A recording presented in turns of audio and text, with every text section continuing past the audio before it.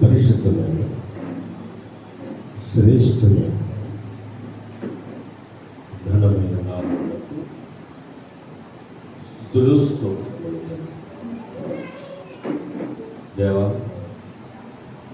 ఉదయకాలం మొదలుకొని సాయంకాలం వరకు, సాయంకాలం మొదలుకొని ఉదయకాలం వరకు, ప్రతిరోజు ప్రతి నిమిషం మీరు మమ్మల్ని కాపాడుతున్న విధానాన్ని బట్టి మీకు స్తుతులు స్తోత్రములు చెల్లిస్తూ ఉన్నాము తండ్రి. ఇదిగో దేవా, ఈరోజు ఈ పాద సన్నిధిలో తండ్రి ఆశతో ఆసక్తితో ఇక్కడికి వచ్చిన ప్రతి ఒక్కరిని కూడా జ్ఞాపకం చేసుకుని తండ్రి, నీ యందు భయభక్తులు కలిగి బ్రతికే జీవితాలు ప్రతి ఒక్కరికి దయచి, ఆచారంగా కాకుండా, అలవాటుగా కాకుండా, ఇది మా జీవితంలో ఒక బాధ్యత. మేము ఈ లోకాన్ని విడిచిపెట్టి వెళ్ళేంత వరకు కూడా ఆయనతో సహవాసము చేయాలి, జీవము గల దేవునితో నిత్యము గడపాలి అన్న గొప్ప ఆలోచనతో ఇక్కడ ప్రతి ఒక్కరు కూడా బ్రతకడానికి రైతు మీరే సహాయము దయచేయమని నీ వాక్యము ఉత్తపడుచు ఉండగా వింటున్న వారికి వినగలిగే చెవి, గ్రహించుకునే హృదయం, దాన్ని హృదయం అనే పలక మీద భద్రం చేసుకునే బాకీ ప్రతి ఒక్కరికి దయచేయమని నీ మాట చెప్పుటకు సిద్ధపడ్డ నాకును సంయోచితమైన జ్ఞానమును సరిగా విభజించి ఉపదేశించుటకును, చెప్పబడుతున్న వాక్యానుసారంగా బ్రతుకుటకును నాలో ఉన్న నీ పరిశుద్ధాత్మ సహాయాన్ని నాకు పంపించగలరు. ఈరోజు తండ్రి ఈ సన్నిధిలోనికి రాలేకపోయిన వారిని ముఖ్యంగా జ్ఞాపకం చేసుకోండి తండ్రి. వారు ఎందు నిమిత్తమైతే రాలేదు తండ్రి, వారి కుటుంబంలో ఏ సమస్య అయితే ఉందో మీకు తెలుస్తుంది కనుక అటువంటి వారందరినీ కూడా దీవించండి, ఆశీర్వదించండి.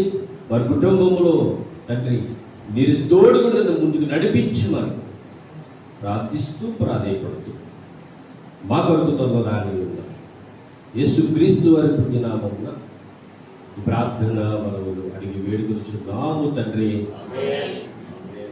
ఆమేన్.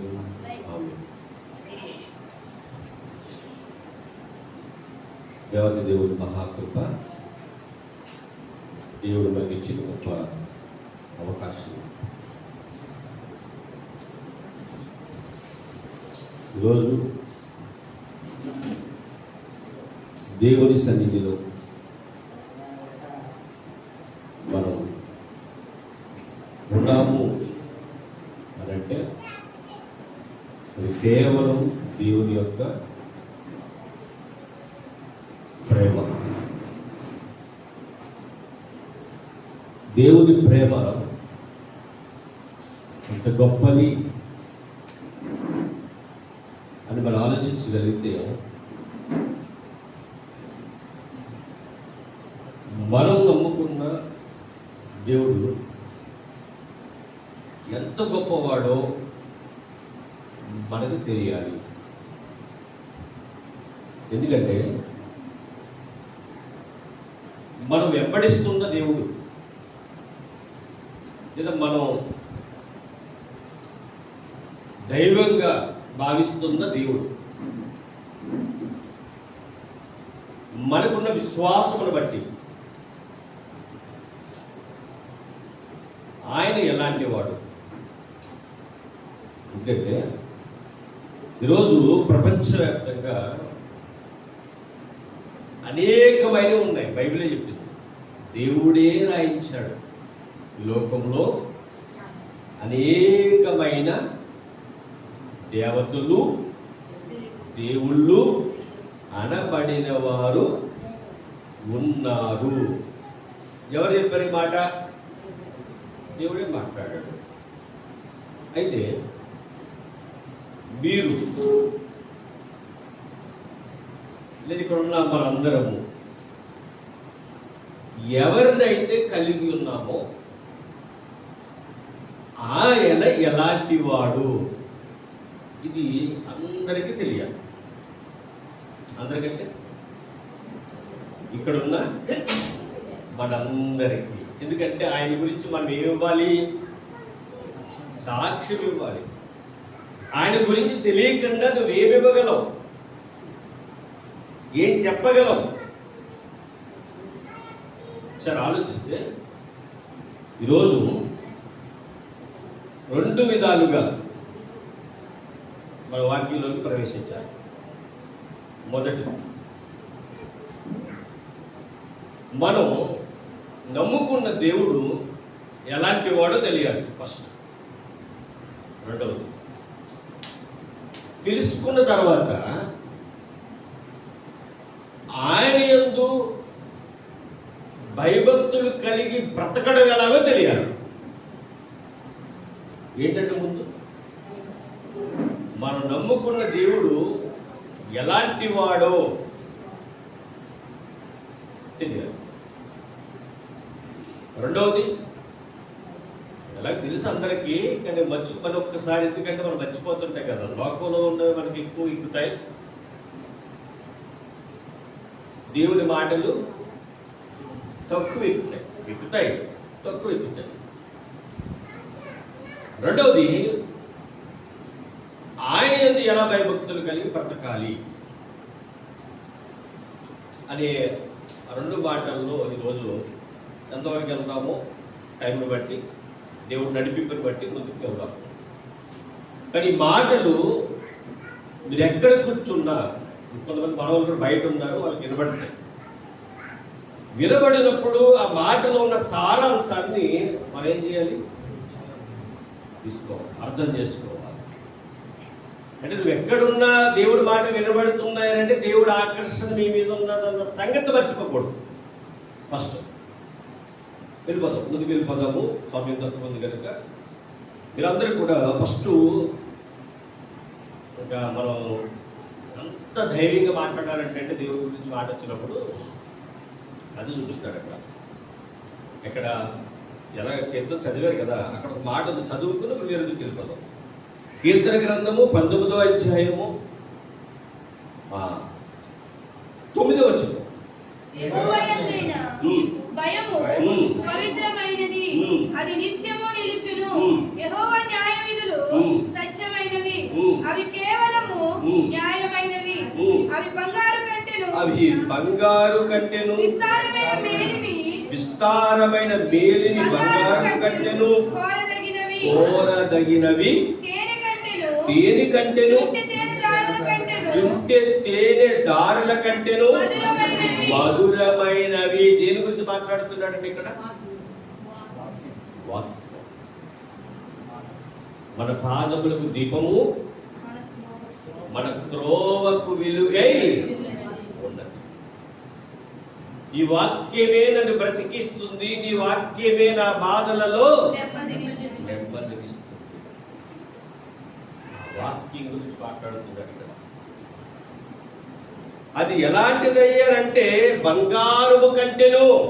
కానీ ఇక్కడ ఉన్న వాళ్ళందరికీ బంగారం అంటే ఇష్టమా కాదు? చెప్పండి, ఇష్టం లేదా? నాతో సహా అందరికీ బంగారం అంటే ఇష్టం. కానీ వాక్యము చూడండి, ముందు బంగారం అన్నాడు,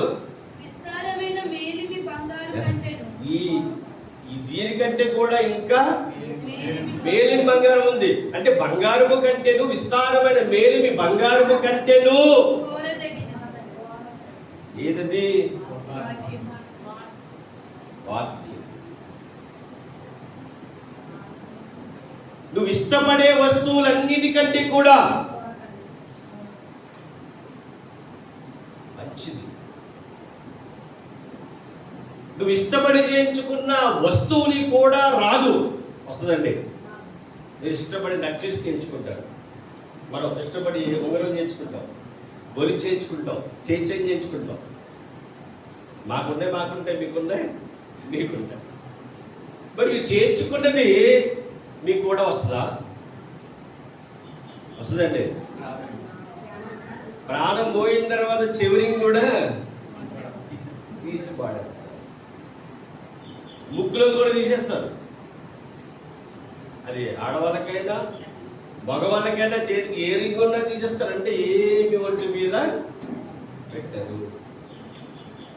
వాటన్నిటికంటే కూడా అంటే నువ్వు చివరికి దానికంటే కూడా ఈ వాక్యము జుంటె తేనె దారుల కన్నా మధురమైన దేవుని వాక్యం.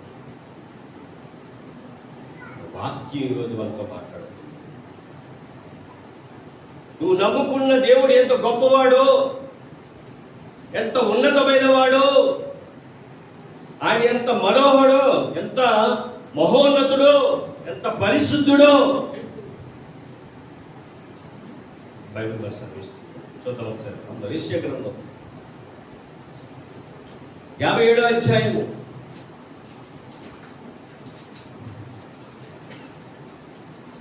యెషయా గ్రంథము 57వ అధ్యాయము 617వ పేజీ నెంబర్.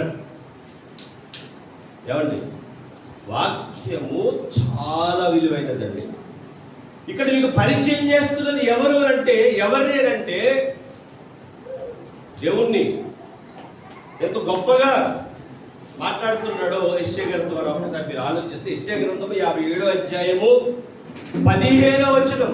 అందరూ దీన్ని అండర్లైన్ చేయండి. ఇది ఎప్పుడు మీకు గుర్తుండిపోవాలి.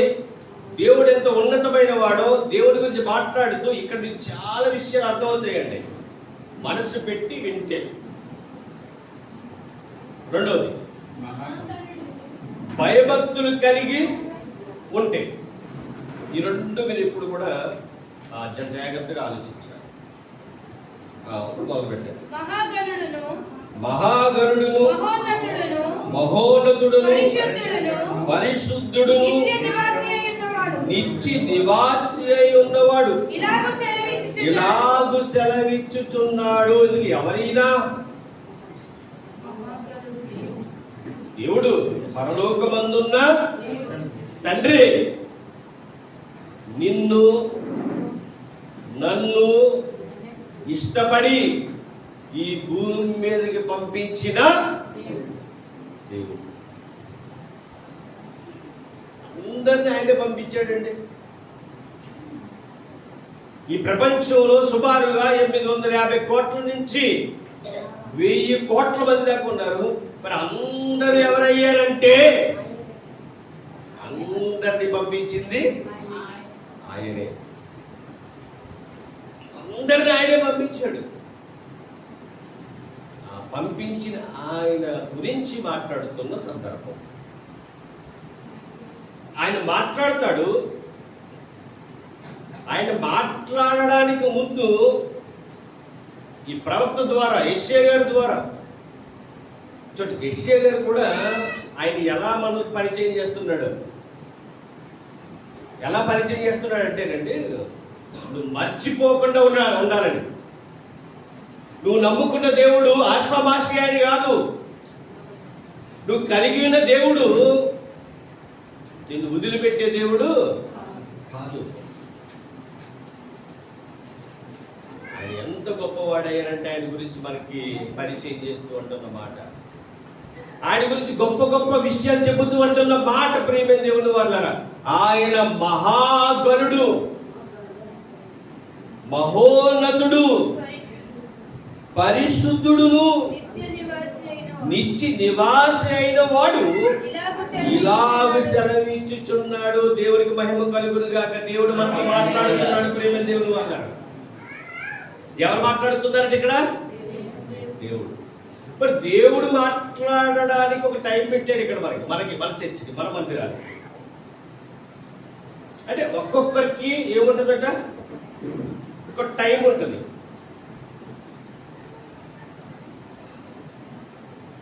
మీరు ఏదైనా ఒక పనికి వెళ్ళారనుకోండి, జాబ్, ఎన్ని గంటలకు వెళ్ళాలి?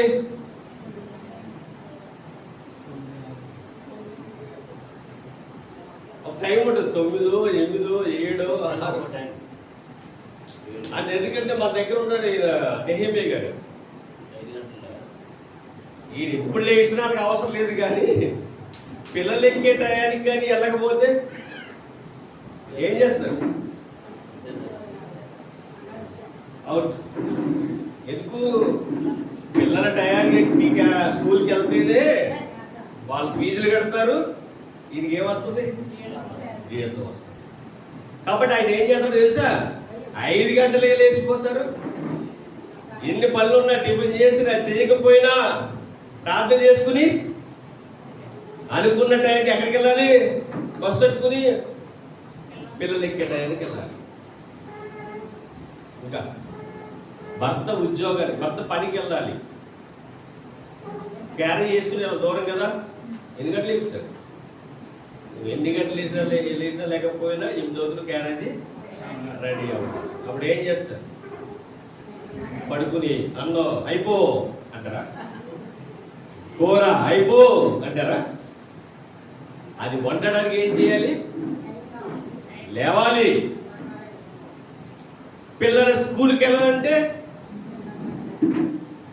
నీకు నైట్ పడుకున్నావో లేదో సంబంధం లేదు, కానీ నువ్వేం చేసి పెట్టాలి? వెళ్ళడానికి వంట ఉండి పెడితేనే, క్యారేజీ పెడితేనే మీ అబ్బాయిని కానీ అమ్మాయిని కానీ. కాబట్టి నువ్వు ఎప్పుడు లెగిస్తావు? అంటే లోకంలో ఉన్న ప్రతిదానికి ఒక టైం ఉంది. ఆ టైంకి మనం ఏం చేయాలి? లేచి అన్నీ చేయాలి, పనికి వెళ్ళాలి. మనకి బాగా లోకువ ఏది చెప్పండి? మీ నోటితో మీరు చెప్పండి, అప్పటి చెప్తే బాగుంది. ఏది లోకు? మనకి దేవుని మందిరం. దానికి టైం లేదు, పాడు లేదు, ఏమీ లేదు. ఎప్పుడు వచ్చినా కూర్చోవచ్చు, ఎప్పుడు వచ్చినా ప్రార్థన చేయొచ్చు, ఎప్పుడు వచ్చినా ఏకీపించవచ్చు.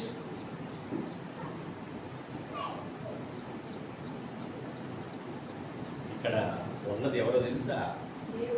మహాగణుడును, మహోన్నతుడును, పరిశుద్ధుడును, నిత్య నివాసి అయిన వాడు ఉన్న చోటికి రావడానికి, ఆయన రమ్మన్న చోటికి రావడానికి, ఇంకా బాగా చెప్పాలంటే మనం ఎవడో ప్రశ్నిస్తాడు, ఆయన అక్కడే ఉంటాడా? నా దగ్గర ఉంటాడా? బయటి కాడ ఉంటాడా? ఆయన రమ్మన్నాడు. సంగముగా కూడుట మానక.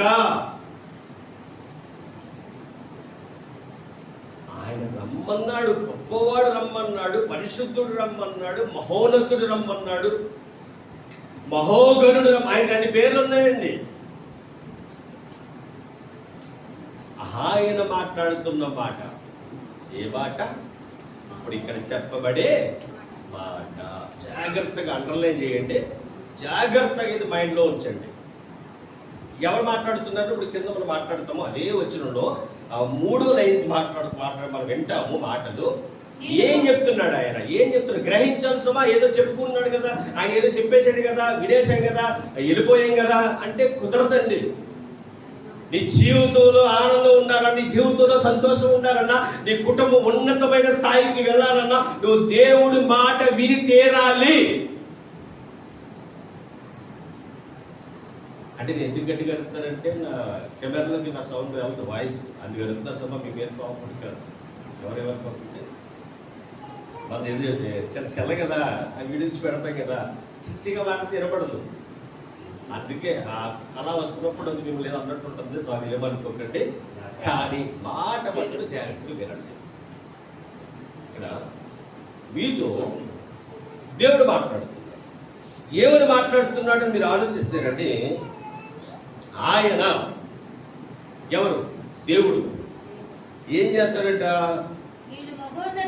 నేను మహోన్నతమైన పరిశుద్ధ స్థలములలో నివసించువాడు. అంటే మనం నమ్ముకున్న మన దేవుడు ఎక్కడ నివసిస్తాడట? పరిశుద్ధ స్థలములలో. అంటే మన దేవుడు పరిశుద్ధుడు. పరిశుద్ధుడు. పరిశుద్ధుడు. ఈ పరిశుద్ధుడు పరిశుద్ధుడు అనే మాట ఎప్పుడు మన నోట రావాలి, అది మన మైండ్లో ఫిక్స్ అయిపోవాలి. మనం ఎప్పుడు పరిశుద్ధంగా బ్రతకడానికే ప్రయత్నిస్తూ అలాగే బ్రతకాలి. అంటే దేనికైనా ఒక ప్రయత్నం కావాలి కాబట్టి మనం పరిశుద్ధంగా బ్రతకడానికి ప్రయత్నం చేస్తూ ఉండాలి.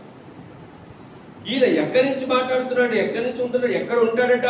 నేను మహోన్నతమైన పరిశుద్ధ స్థలములలో నివసించువాడును, అయినను వినయము గల వారి ప్రాణమును ఉజ్జీవింపచేయుటకును, నలిగిన వారి ప్రాణమును ఉజ్జీవింపచేయుటకును, వినయము గల వారి యొద్దను దీన మనసు గల వారి యొద్దను నివసించుచున్నాను అని ఈ మాటలు మనకు వినపడ్డాయి కదండి. అందరూ విన్నారు కదండి. దేవుడు ఎవరి దగ్గర నివసిస్తాడని చెప్పండి.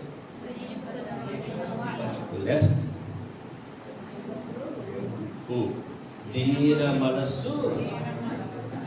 అంటే ఈ పాయింట్ మనం అర్థం చేసుకుని ఈ మాట మన బ్రతుకులో చూపిస్తే దేవుడు మన దగ్గర ఉంటాడు. దేవుడు మహిమ కలుగుతాడు, మనలో ఉంటాడు, మన దగ్గర ఉంటాడు. అంటే ఈ వచనం అంతా జాగ్రత్తగా పరిశీలన చేస్తేనండి చాలా విషయాలు ఇక్కడ మనకి దాగున్నాయి. మన జీవితాన్ని ఒక ఉన్నతమైన స్థితికి తీసుకువెళ్ళగలిగిన మాటలు ఇవి. మనం అనుకోవచ్చు మనల్ని ఎవరు పట్టించుకోరు, మనల్ని ఎవరు కూడా మంచిగా చూడట్లేదు, గొప్పగా నా గురించి మాట్లాడట్లేదు అని. కానీ నిన్ను గొప్పవాడు అన్నది ఎవరో తెలుసా? నిన్ను సృష్టించిన సృష్టికర్త దేవుడు. నేను ఉన్నతమైన స్థితిలో నిలబెట్టడానికి తల్లి గర్భంలో వచ్చిన బయటికి తీసుకొచ్చాడు. ఈ భూమి మీద ఉన్న ప్రతి ఒక్కరిని కూడా దేవుడు తన ప్రణాళిక చెప్పి తీసుకొచ్చాడు. కానీ స్వేచ్ఛగా వదిలేశాడు. మన మనిషిలా కాదు, మనం వదులుతారు. ఎలాగా? స్వేచ్ఛగా. అంటే ఎవరికి నచ్చింది వాళ్ళు చేసేసుకోవచ్చు. కానీ అది మంచా చెడ? నువ్వు చేసేది మంచా చెడ? ఒకవేళ మరబొమ్మగా చేశాడు మనల్ని, అంటే రోబోలో చేశాడు అనుకోండి, రిమోట్ కంట్రోల్ ఎవరి చేతిలో ఉంటుంది? ఆయన ఏదో ఉంటుంది. పాపం చేస్తాడు, ఇంకా చేయనివాడు. అంటే ఆయన ఎలా చెప్తే అలా నువ్వు చేస్తావు అంతే. కానీ ఆయన అలా చేయలే. మనకు మన మనిషిగా రోబోలా చేయలేదు ఆయన. నీవు నీ ఇష్టాన్ని నెరవేర్చుకునే వాడిగా దానిగా మనందరినీ చేసేసాడు. అయితే ఇక్కడ నీవు మంచేదో చెడేదో గ్రహించి దాని ప్రకారంగా బ్రతకాలి. మంచిగా బ్రతికితే పరలోకం, చెడుగా బ్రతికితే పాతాళం. పాతాళమా పరలోకమా? మనకి కావలసింది పాతాళమా పరలోకమా? పరలోకం అని అనడం సులువే. మరి పరలోకం వెళ్ళాలంటే బ్రతకడం కష్టమేం కాదు, కష్టమేం కాదు. అంటే మనం లోకానికి లొంగిపోయాం కాబట్టి కష్టంగా కాబడుతుంది. నిజంగా దేవుని మాట విని దేవుని చెప్పినట్టుగా బ్రతికితే దేవుడిలో ఉన్న ఆనందం, దేవుడిలో ఉన్న సుఖం ఎక్కడా లేదు. ప్రేమ దేవుడి వల్ల ఎక్కడా లేదు. ఇక మనం దేనికి కరెక్ట్ అయిపోయామంటే లోకానికి కరెక్ట్ అయిపోయాం. కాబట్టి దేవుని మాట విని ఆ మాట ప్రకారం బ్రతకడం కష్టం కష్టం కష్టం కష్టం అని. ఇక కష్టం వచ్చింది ఎందుకులే, బాధ కలిగేది ఎందుకులే, లోకానుసారంగా వెళ్ళిపోతే మనకి ఏముండదు, ఇంకా బాధ ఉంటుంది అనుకుని ఇల్లు ఎక్కడ పడుతున్నారంట? పాతాళంలో పడిపోతున్నారు. అక్కడ అగ్ని ఆరదు, ఆత్మ అనే చావు. నువ్వు పెన్నం మీద ఉన్నవాడు వెళ్ళక పొయ్యిలో ఉంటావట. బాధ, చాలా బాధ. అంటే ఇక్కడ ఈ కొద్దిపాటి సుఖం గురించి, కొద్దిపాటి భోగాల గురించి ఏవద్దనుకుంటున్నారు? పరలోకం వద్దనుకుంటున్నారు. ఇక్కడ అందరూ అడిగితే పరలోకం కావాలంటారు. పరలోకం కావాలంటే మరి వదిలేస్తామనంటే యవనస్తుల్లో మాట్లాడతాడు. యవనస్తులు ఏమన్నాడు? నిత్య జీవం కావాలన్నాడు. ముందు యేసుక్రీస్తు ప్రభువారి దగ్గరికి వచ్చి నిత్య జీవం కావాలి ప్రభువా, ఏం చేయాలి? వీళ్ళు ధర్మశాస్త్రంలో రాయబడ్డ ప్రతిదీ కూడా చేయాలి. అది చిన్నప్పటి నుంచి చేస్తున్నాను ఆయన. వెరీ గుడ్, మంచిది. మరి పరలోకి వచ్చేస్తామని లేదా ఆయన? నీకు ఆస్తి ఉంది కదా, ఈ ఆస్తి అమ్మి పేదలకి ఇచ్చి అప్పుడు నన్ను వెంబడించు. అయితే చిచ్చి వచ్చేస్తుందా? అయితే సర్లే అమ్మేస్తాను అని అనలేదు ఆయన, పంచి పెట్టేస్తాను అనలేదు ఆయన. మరి చెప్పావులేవయ్యా అని సాఫ్ట్గా మాట్లాడలేదు ఆయన. కోపపడి ఈరోజు చూడండి, మంచి పాట చెప్పేవాళ్ళనుకోండి ఏమొస్తాయి? బాబుకి బాబు తాకరా, మంచిగా పడకరా చెప్తే నన్ను తిట్టుకోని రోజంటూ లేదట. అన్నం తిన్నమైన మానేసేవారేమో కానీ నన్ను తిట్టుకుంటూనే ఉండేవాడట. ఏం చెప్తే? మంచి చెప్తే. ప్రస్తుతానికి రోజులు అలా ఉన్నాయి, అయినా పర్లేదు. ఎందుకు? దేవుడు వాళ్ళు ఏం చెప్పన్నాడు? మంచిగా చెప్పన్నాడు. మంచి చెప్తే ఏమొస్తాయన్నాడు? మంచి చెప్తే నీకు పోగన్ని వేస్తారు, సాల్వ్ వేస్తారు, నీకు అయ్యి కప్తారు, ఈ కప్తారు అని అనలే. నువ్వు నా పని చేస్తే నీకు నిందలు వస్తాయి, కానీ నువ్వు ఆ నిందలు వచ్చినప్పుడు ఏం చేయాలంట? ఆనందపడాలి, సంతోషపడాలి, ఎగిరి గంతులేయాలి. అలాంటి మాటలు చదువుబడినప్పుడు తండ్రి అది నేను చేసే పని మంచి పని చేస్తున్నావు అనమాట. నువ్వేమన్నావు? మంచి చేయి, నిందను అనుభవించు, మంచి చేయి, నిందను అనుభవించు. ఎస్, ఈ రోజు ఇక్కడ ఉన్న వాళ్ళు ఎవరైతే మంచి చేసి నిందను అనుభవిస్తున్నారో మీరు యథార్థమైన సేవలో ఉన్నట్టే. నిజం ప్రేమ దేవుడు. ఇక్కడ ఈ మాటలు ఆలోచించినప్పుడు ప్రేమ దేవుడు, దేవుడు ఎవరి దగ్గర నివసిస్తాడట? వినయము గలవారి యొద్దను, దీన మనసు గలవారి యొద్దను నివాసము చేసేదను. దేవునికి మహిమ కలుగును.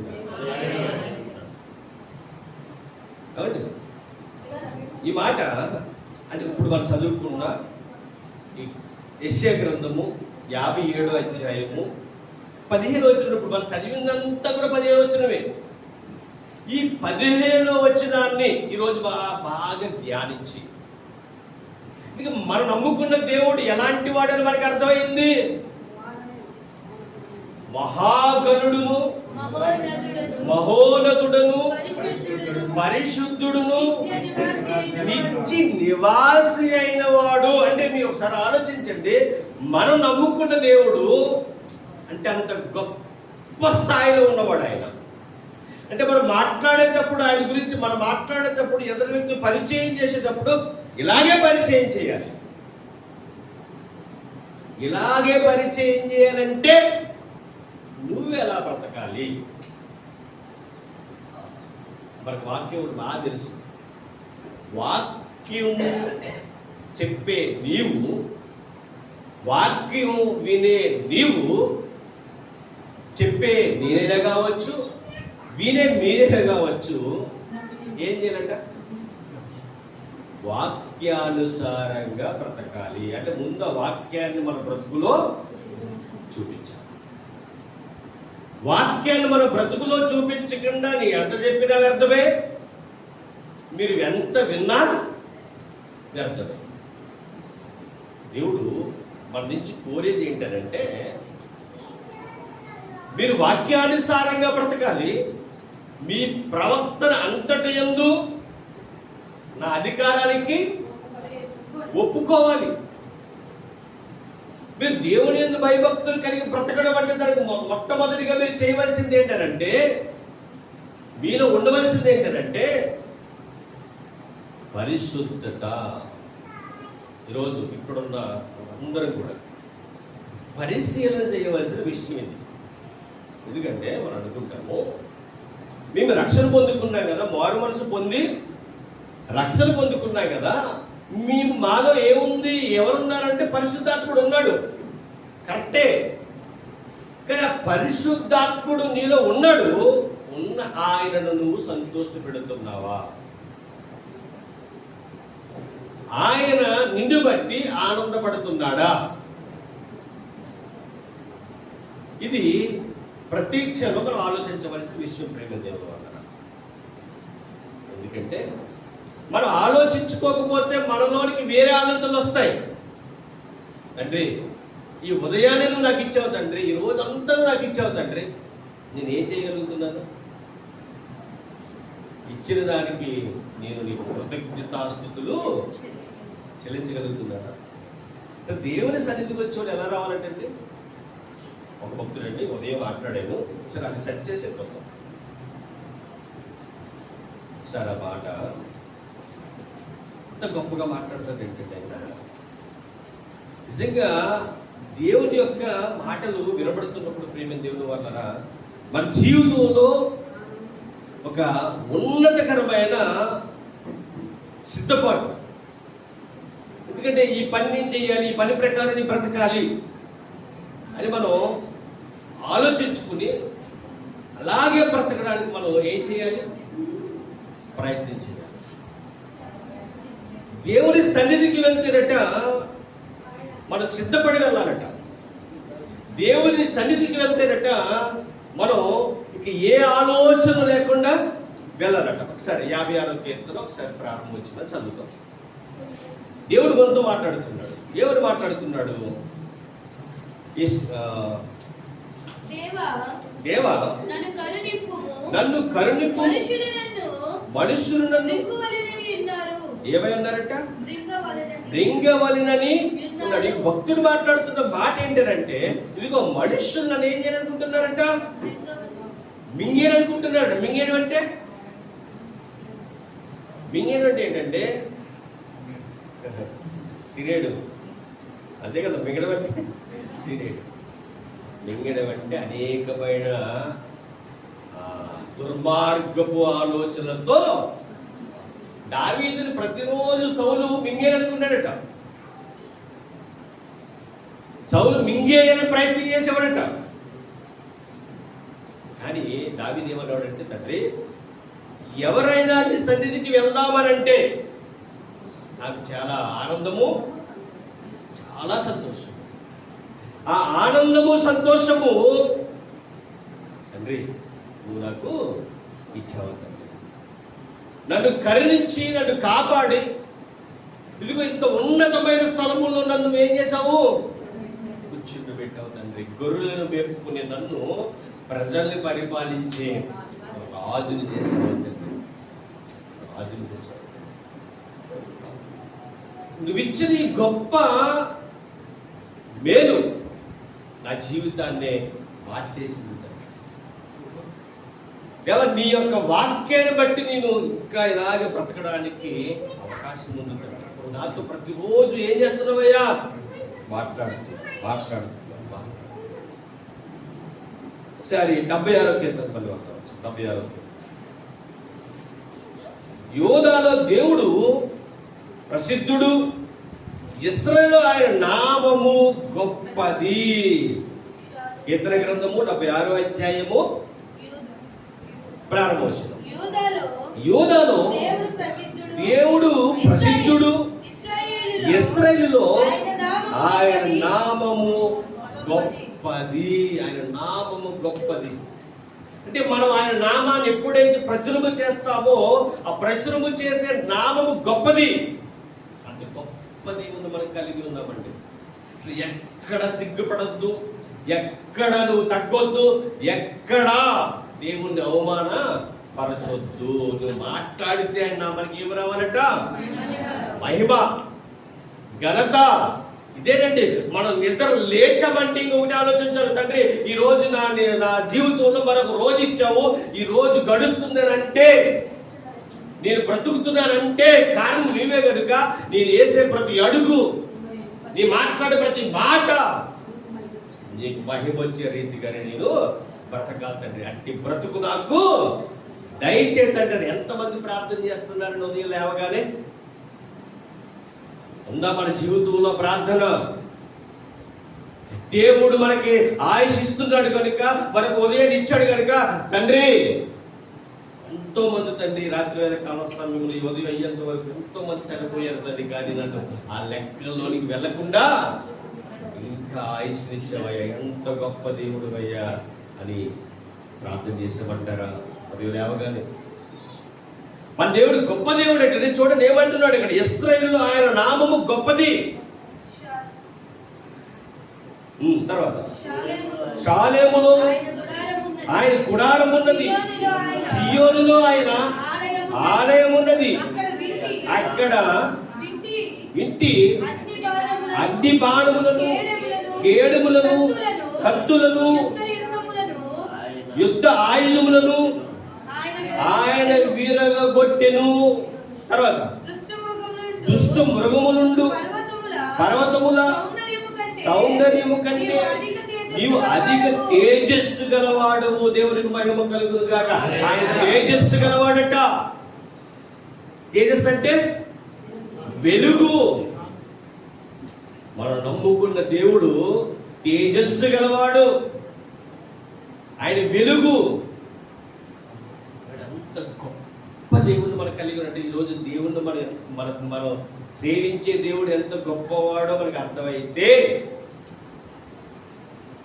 ఆయనకున్న క్వాలిటీస్ ఏంటో మనకు అర్థమైతే, ఆయనకున్న గుణాలు ఏంటో మనకు అర్థమైతే, ముందు మనం అలా బ్రతికితే దేవునికి మహిమ వస్తుందని ముందు అది మనం పాటించవలసినది.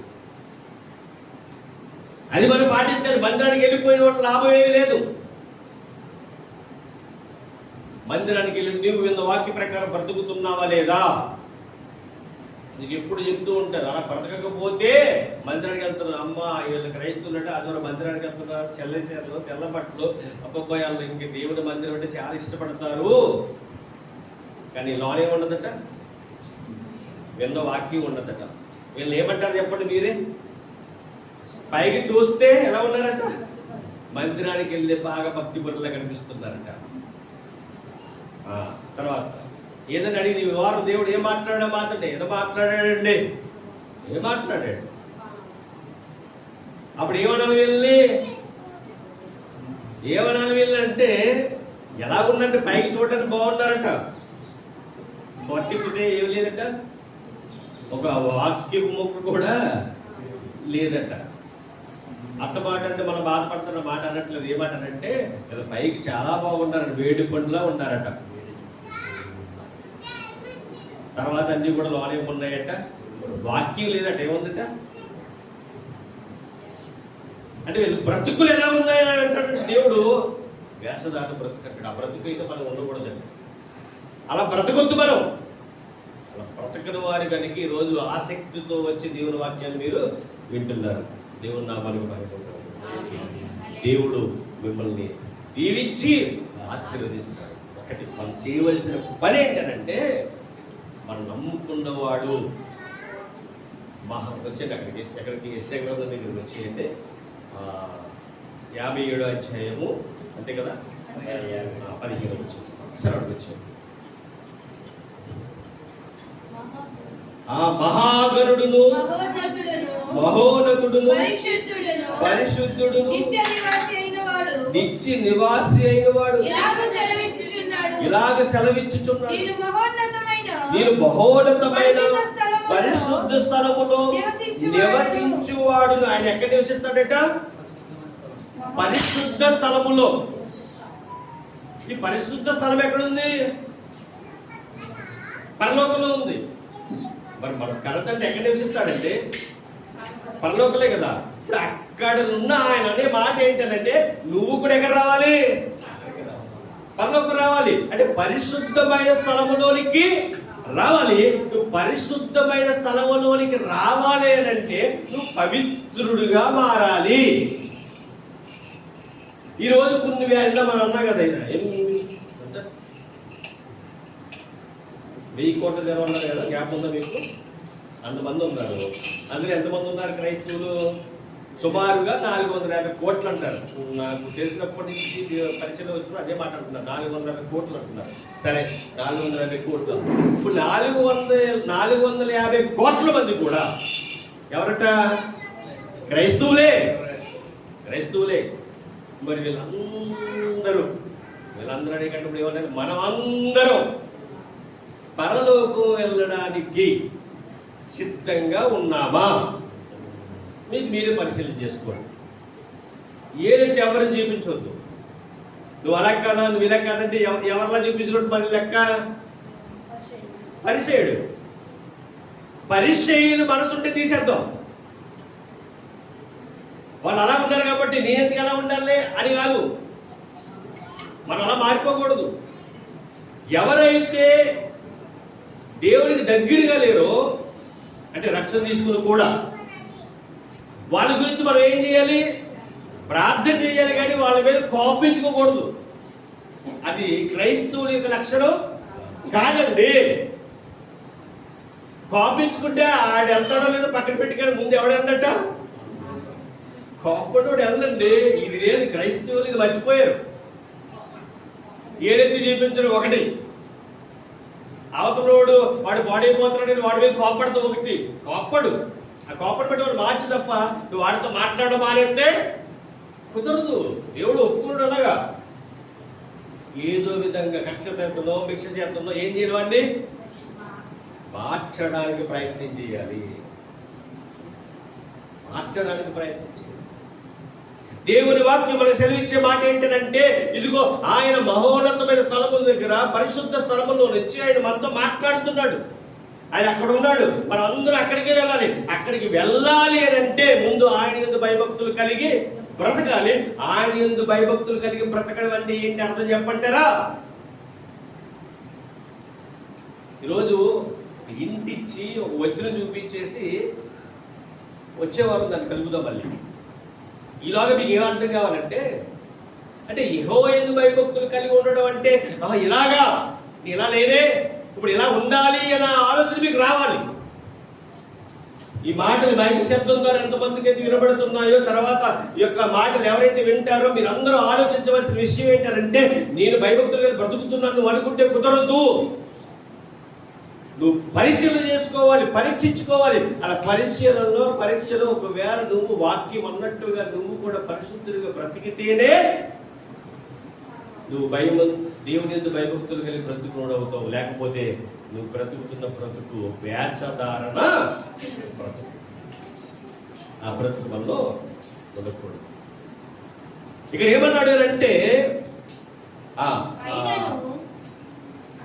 పైన నేను మహోన్నతమైన పరిశుద్ధ స్థలములలో నివసించి వాడు పదే ఈరోజు వాడులది వచనం ఎందుకు చదివిస్తున్నానంటే, మన జీవితంలో ఏమైనా ఇంకా చిన్నవి ఏమైనా ఉన్నాయి వాటిని ఏమైపోనట్ట ఈరోజు నుంచి తీసేయాలి. ఎందుకంటే ఖచ్చితమైన మాట మాట్లాడుతున్నాడు ఆయన. ఈ రోజు ఒకటి, రేపు ఒకటి, ఎల్లుండి ఒకటి, అవసరానికి ఒకటి, లేదా ఇంకో రోజు ఒకటి మాట్లాడే దేవుడు కాదు. మనమే మార్చేస్తాం.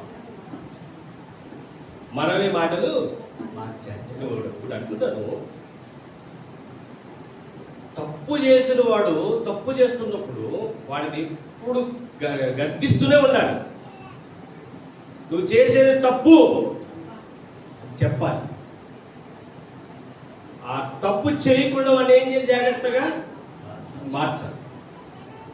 ఇప్పుడు నాకు నచ్చినట్టుగా, నాకు ఇష్టం వచ్చినట్లుగా, ఇప్పుడు నాకు కొంచెం సపోర్ట్ కావాలని తప్పు చేసిన వాడు కూడా వెళ్ళి కౌలించుకుని ముద్దు పెట్టేసి నువ్వు చేసేది బాగుంది, నువ్వు చెప్పే వాకి కరెక్టే అని చెప్పేసి అనుకోండి, దేవుడు ఒప్పుకుంటాడా? ఒప్పుకోడు. నువ్వు ఎప్పుడు ఎలా ఉండాలి? దేవుడు పక్షమునే ఉండాలి. దెయ్యం పక్షముగా వెళ్ళకూడదు.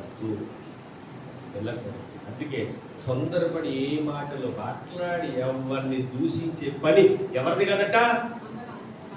క్రైస్తవులది. ఎందుకంటే ఈ రోజు దూషిస్తావు, రేపు పొద్దున్న ముందు పెట్టుకుంటావు, మళ్ళీ ఏం చేస్తావు? దూషిస్తావు. దేవుడు ఒప్పుకోడు. అది వేషధారణ బ్రతుకు. అంటే ఈ ఈ వచనంలోకి ఇవన్నీ వస్తాయి. ఆయన ఎక్కడున్నాడట? పరిశుద్ధ స్థలములో ఉన్నాడట. ఆ పరిశుద్ధ స్థలములో నుంచి అంటున్న ఈ మహోన్నతుడు అంటున్న మాటలు ఏంటంటే, ఆయనను ఎవరి ప్రాణం అట? వినయం. వినయం అంటే వినయములో 2 రకాలు ఉన్నాయి. ఒకటి నక్క వినయం, 2 మంచి వినయం. నక్క వినయం అంటే నక్క నటిస్తుంది కదా, ఎక్కువ తెలుసు. నక్క గురించి చాలా మంది తెలుసు. నక్కలా నటిస్తారట వినయం అంటే. వాళ్ళలో వినయం అయితే ఉండదు, కానీ వినయం ఉన్నట్టుగా ఏం చేస్తారట? అలాంటి వినయం కాదట.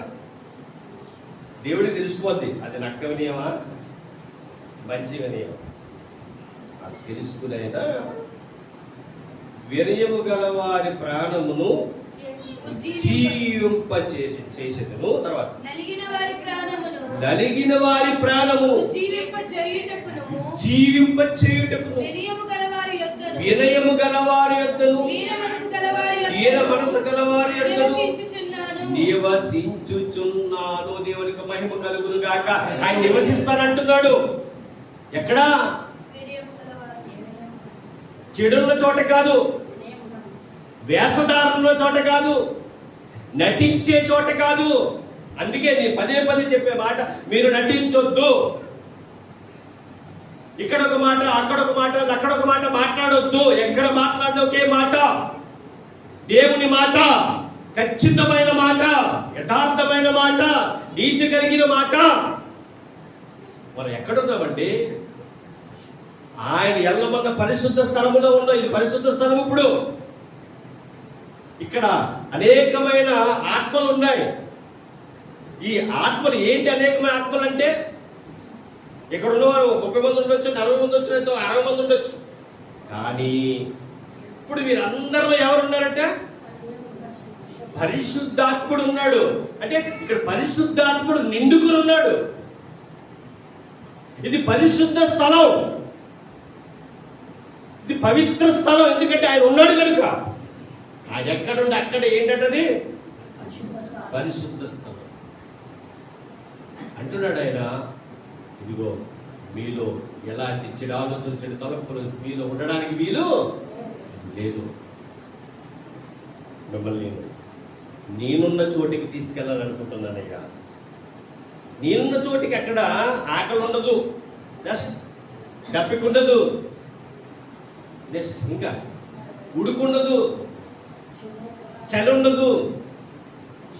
మీరు ఇక్కడ ఈ భూమి మీద ఏ బాధలు అయితే పడుతున్నారో అక్కడ అలాంటి బాధలు ఏమీ ఉండవు. ఎప్పుడు ఎలా ఉంటుందట? ఆనందంతో, సంతోషముతో ఏం చేస్తుంటారట? స్తుతి గానాలు చేస్తూ ఉంటారు. పరిశుద్ధుడు, పరిశుద్ధుడు, పరిశుద్ధుడు, పరిశుద్ధుడు.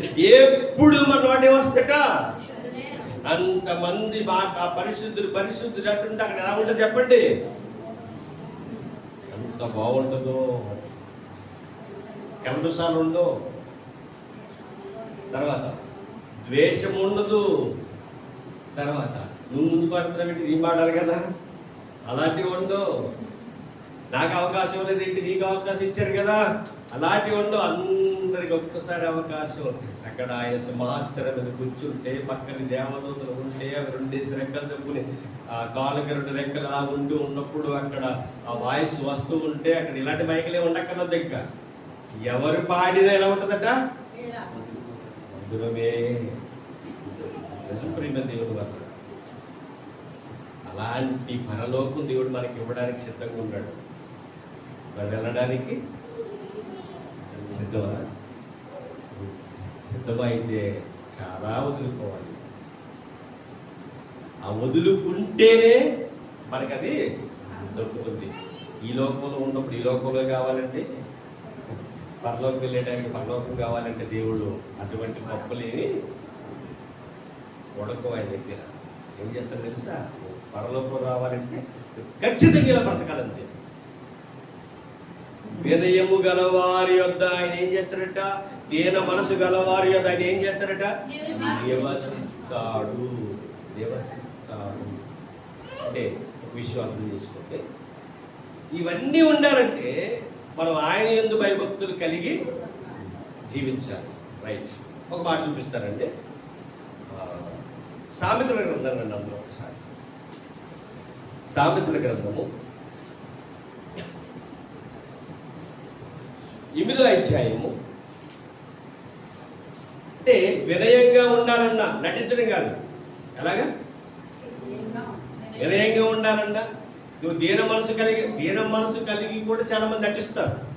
కాదట, దీన మనసు కలిగి ఉండాలన్నా ఏం చేయాలండి? సామెతల గ్రంథము 8వ అధ్యాయము, సామెతల గ్రంథము 8వ అధ్యాయము 14వ వచనం అండి. ఫస్ట్ 13 చదువుతాము. యెహోవా యందు భయభక్తులు కలిగి ఉండుట చెడుతనమును అసహించుకునుటయే. అంటే ఇప్పుడు మనం వినయం ఎంత చదువుకున్నాం కదా, వినయము గల వారిగా ఉండాలన్నా, దీన మనసు కలిగిన వారిగా ఉండాలన్నా, మూడవది పవిత్రుడిగా ఉండాలన్నా నువ్వు ఏం విడిచిపెట్టాలి? చెడుతనము ఎప్పుడు విడిచిపెట్టగలం మనం? మన చదవన్న పాట, యెహోవా యందు భయభక్తులు కలిగి ఉండుట. అంటే ఇప్పుడు ఆయన యందు భయభక్తులు కలిగి ఉన్నాం అనుకోండి, మనం దేని మీద ఎక్కువగా ఏముండదు, కోరిక ఉండదు, ఆశ ఉండదు, ఇక దాని మీద తలంపులు ఉండవు. దేని మీద ఉంటే మన మనసు? యెహోవా యందు భయభక్తులు కలిగి ఉంటే. ఇప్పుడు ఆయన యందు భయభక్తులు కలిగి లేవనుకోండి, మనం ఏ చిన్న చిన్న పొరపాటు చేసినా సరే పర్లేదులే అనుకుంటాం. ఏమండి, దేవునికి వ్యతిరేకమైన పని చేసినా మనం ఏమనుకుంటామంటే పర్లేదు అనుకుంటాం. మనం ద్వేషంతో ఉన్నా సరే ఏమనుకుంటాం? పర్లేదు అనుకుంటాం. కానీ యెహోవా యందు భయభక్తులు కలిగి ఉంటే, నా మీద కోపం ఉందా తీసేసుకోవాలి, ద్వేషం ఉందా తీసేసుకోవాలి, నేను ఇంకా నటిస్తున్నానా, అబద్ధాలు ఆడుతున్నానా అంటే ఒక్కొక్కసారి అబద్ధాలు ఆడేటప్పుడు బాగానే ఉంటుంది. అబద్ధాలు ఆడేటప్పుడు పెద్ద బాధ అనిపించదు. అబద్ధం ఆడిన తర్వాత అనిపిస్తుంది, ఎందుకు ఆడారా అబద్ధం. ఇప్పుడు ఈ అబద్ధం ఆడడం వల్ల ఎన్ని ఎదుర్కొంటున్నాను. ఇప్పుడు ఆ అబద్ధాన్ని కప్పెట్టడానికి ఎన్ని అబద్ధాలు ఆడుతున్నావు, మళ్ళీ ఇంకా అంతుండవండి, ఇంక లెక్క కూడా పెట్టలేం. ఒక అబద్ధాన్ని కప్పెట్టడానికి ఎన్ని అబద్ధాలు ఆడేవాడిని 100 అంటారు, 100 కంటే ఎక్కువ ఆడి ఉంటారు అబద్ధాలు. అంటే ఇక్కడ అంటున్న మాట ఏంటంటే, నీవు దేవుని యందు భయభక్తులు కలిగి ఉండటం వలన నువ్వు దేన్ని అసహించుకుంటావు? చెడుతనమును ఏం చేస్తావట? అసహించుకుంటావు. ఒక్కసారి అందరం కూడా మన హృదయాల్ని మనమే పరిశీలన చేసుకుంటాం. పక్కన పరిశీలన ఏమంటే అవదు. ఎందుకు? అసలు నా గురించి నీకు ఏం తెలుసా, నేను ఎలా ఉన్నాను, నీ మంచిగా బతుకుతున్నానా అంటే ఆడే ఉంటాడు, నువ్వు అలా ఏమంటావని చెప్పేసి సూపర్ రావు అంటాడు. నువ్వు బాగా బతుకుతున్నావమ్మా, నువ్వు బాగా బతుకుతున్నావు, దేవుడు నీ పట్ల ఇచ్చేస్తాడు అని అంటావు. ఎందుకంటే వాళ్ళ లోపాలు మనం చెప్పలేము. ఎందుకు? మనిషి అంటే భయం. కానీ దేవుడు అంటాడు, నువ్వు తప్పు చేస్తున్నావు, నీ ఆలోచన తప్పుగా ఉంది, నీ నడవడిక తప్పుగా ఉంది, నీ విధానం తప్పుగా ఉంది, నువ్వు మార్చుకుంటే పర్లేదు, మార్చుకోకపోతే మరో చోటుకు వెళ్తాను. మార్పు అనేది ముందు మనలో రావాలి. ప్రేమ దేవుడు వల్ల ఆ మార్పు ఏంటి ముందు మీరు ఆలోచిస్తే ఇక్కడ అంటున్నాడు, చెడుతనమును అసహించుకుంటే.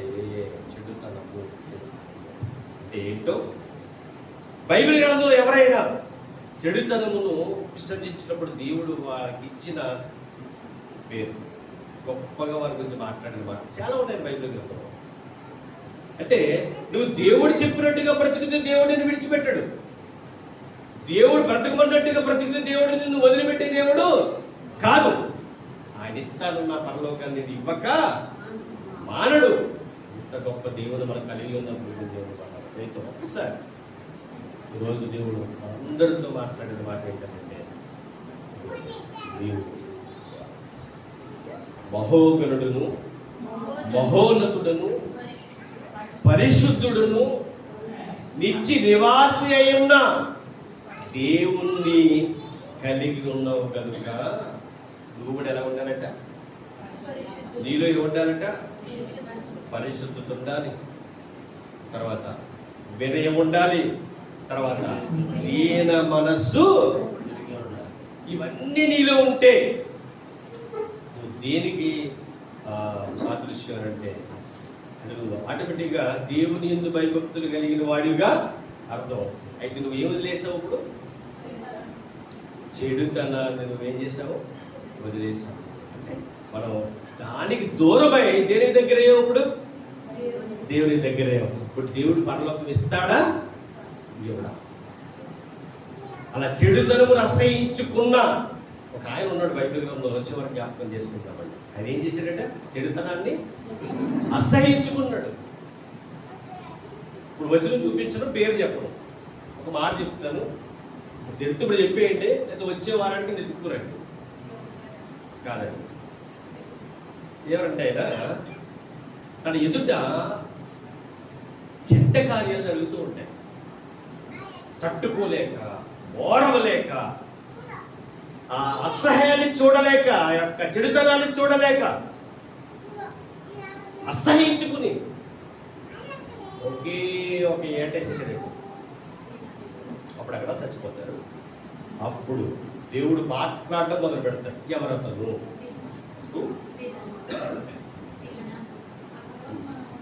అవునండి, వచ్చిన చెప్పండి. ఇప్పుడు చూడకండి, ఈ వారం అంతా చూసుకుని వచ్చే వారం చెప్పండి. ఓకేనా? ఇది ఎస్ కరెక్టే. వచ్చి అతని పేరు 2 చోట్ల రాసి ఉంటుంది. ఆ 2 తీసుకున్నట్టు వచ్చే వారానికి. మరి ముఖ్యంగా అతను దేన్ని అసహించుకున్నాడట? చెడుతనం అసహించుకున్నాడు. అక్కడ జరుగుతున్న చెడుతనం చూడలేక ఆ తప్పు చేస్తున్న వారిని ఏం చేశాడు తెలుసా? ఏటించుకుని చంపేశాడు. దేవుడు ఏమన్నాడు తెలుసా? నేను అసహించుకున్న దానిని వినియాస్ కూడా ఏం చేశాడు? అసహించుకున్నాడు. నేను ఓర్వలేని దానిని వినియాస్ కూడా ఓర్వలేకపోయాడు. అంటే వినియాస్ గురించి చాలా గొప్పగా అక్కడ రాయబడుతుంది. అతడు చెడుతనని ఏం చేశాడట? అసహించుకున్నాడు. ప్రేమ దేవుడు కాబట్టి దేవుడు గొప్ప స్థితికి వినియాసను తీసుకెళ్ళాడు. కాబట్టి ప్రేమ దేవుడు రాడా, మన ఎదుటి కూడా చాలా చెడ్డకార్యాలు జరుగుతున్నాయండి. మనం ఏం చేస్తున్నాం? దాన్ని చూసి సంబరాలు చేసుకుంటున్నాం. కొంతమంది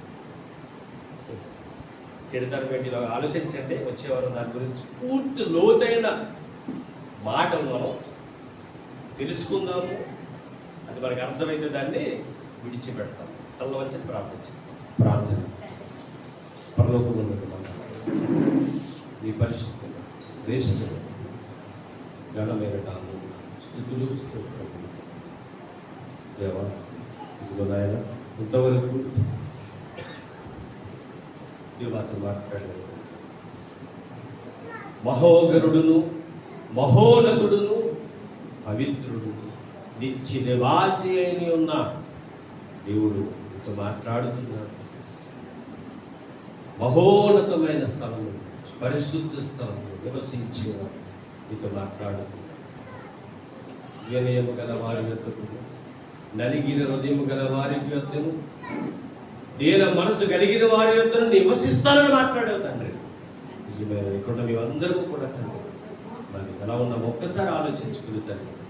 నిన్ను మహిమపరిచే బిడ్డలుగా, నేను గణపరిచే బిడ్డలుగా ఉండడం అయితే మీరే సహాయము దాయించి అలాగే నాయన ఇంతవరకు మాటలు హృదయం పలకని భద్రం చేసుకుని వాటి ప్రకారం బతికే జీవితం ప్రతి ఒక్కరికి దాయించి మా కొరకు కూడా యేసుక్రీస్తు వరకు నామమున ఈ ప్రార్థన తనకి వేడుకొనిచున్నాము తండ్రి. ఆమేన్. అందరికీ ఉన్నారండి. అందరూ లేచి నిల్చుందాము. జ్యోతి పాడుతుంది. తర్వాత